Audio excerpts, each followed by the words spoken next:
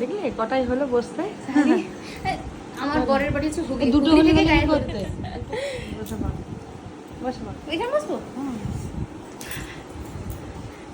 তো তোমরা এতদিন ধরে আমার ভিডিও দেখেছো, তো এইটা কি লক্ষ্য করেছো যে আমি মনে হয় একমাত্র মেকআপ আর্টিস্ট যে বসে ব্রাইড করি, সেই পুরোনো দিনের মতো করে ব্রাইডকে খাটে বসিয়ে তারপর সুন্দর করে সাজাই মনের মতো করে।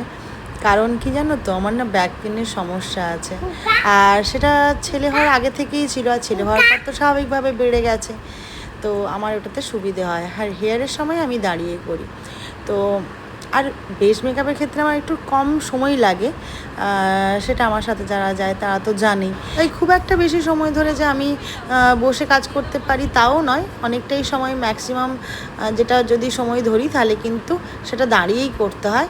কিন্তু তাও যতক্ষণ আরাম পাওয়া যায়, মানে একটু বসে করলে তো অবশ্যই আরাম পাই দাঁড়িয়ে করার থেকে, মানে আমার ব্যাক পেনের থেকে আমি একটু আরাম পাই। কিন্তু জানো তো, আমার অনেক স্টুডেন্ট আছে যারা না এইটা দেখে অভ্যস্ত যে আমি কাজ করি বসে, তো ওরাও না এই জিনিসটা ট্রাই করে দেখেছে সত্যিই তো অনেকটা বেশি দাঁড়িয়ে করার থেকে এটাতে একটু বেশি আরাম।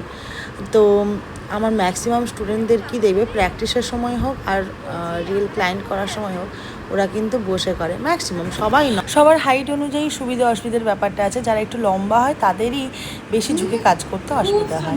ঠিক যেমন চেয়েছিলাম। চুল ঠিক আছে একদম, একদম চুলটা এই জাস্ট টেক্সচারটা দিয়েছি, বুঝতে পেরেছো? নিজেকে দেখার পর ঠিক এতটাই ও খুশি ছিল, ভীষণ মিষ্টি লাগছিল ওকে। আর এই আই শ্যাডো প্যালেট দিয়ে ব্রাইডকে দেখানো, এটা খুব ট্রেন্ড চলছে, যদিও আমি সেটা করতে চাই, কারণ সব ট্রেন্ডে আমার গা ভাসাতে ভালো লাগে না। তো যাই হোক, কিছুই ছিল না হাতের কাছে, একটাও আয়না, তাই জন্য দেখাতে বাধ্য হলাম। আর ও হচ্ছে একেবারেই চোখ বন্ধ করে আমার কাছে বসেছে, ও নিজে একদম খুচখাচ করে কিছুই দেখেনি, একদম বিশ্বাস করে আমার কাছে বসেছিল। একদমই শেষে তৈরি হওয়ার পর নিজেকে দেখেছে, এমনকি সেটাও আমি বলার পর যে একবার নিজেকে দেখো কেমন লাগছে।